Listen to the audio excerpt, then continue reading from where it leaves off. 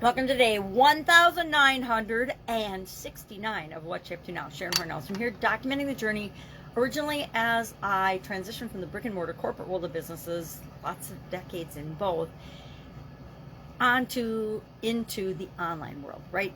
So I went from offline to online predominantly. I do some things offline still, but I also have moved to the online world. Why? For lots of reasons. All the reasons that it's fun to be in the online world. It's easy. You can do it from home. It was awesome during the pandemic because I could keep going and moving forward and doing the things I love to do, even though the rest of the world was pretty much on hold, pause, stop, whatever you want to call it.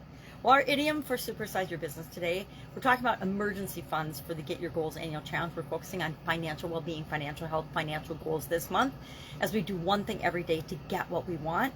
And this month we're focusing on finances, financial well-being, financial goals. How do we achieve our financial goals and achieve financial well-being and financial health? And our topic today is key indicator number 6, which is an emergency fund, having an emergency fund. Now, I shared a story of that in 2010. I did not have a big enough emergency fund. I had an emergency fund, but it was not big enough to cover a huge health challenge in my life. I had a sudden cardiac arrest and checked out for a week or so.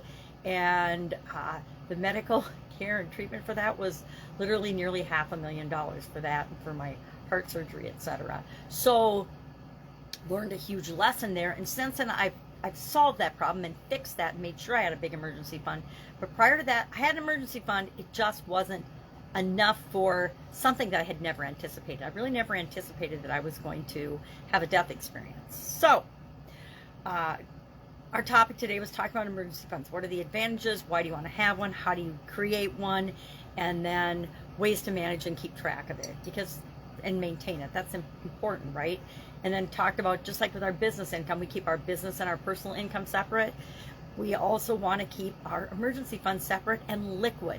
One thing about an emergency fund is we need to be able to access it in case of an emergency, right?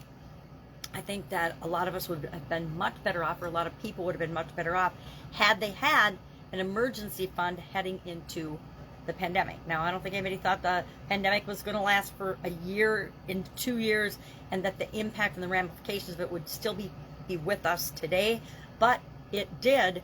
It just was a huge lesson learned that we have to remember that our emergency fund is for things that we could not possibly anticipate, and that's a great example of it.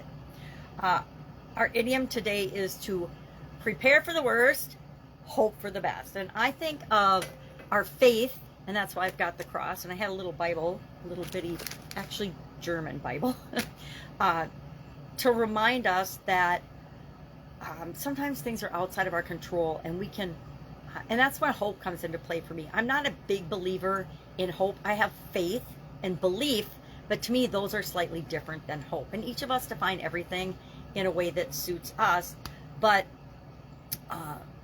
many people turn to hope and religion and faith when things are outside of their control. When things are outside of our control, that's the hardest for all of us, I think, to handle things and manage things and deal with situations.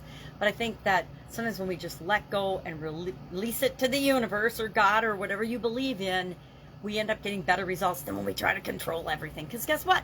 None of us can control anything. We're having a huge impact from the Canadian fires right now. I live here in Wisconsin, which is a border state, so the winds have moved all of the smoke and things down, and we've got like terrible air quality. I don't think I've ever noticed air quality until yesterday. And you literally, I was driving across the St. Croix River Bridge between Minnesota and Wisconsin with my sisters. We picked my mom up from the airport. She's coming up from Texas to visit for a few weeks.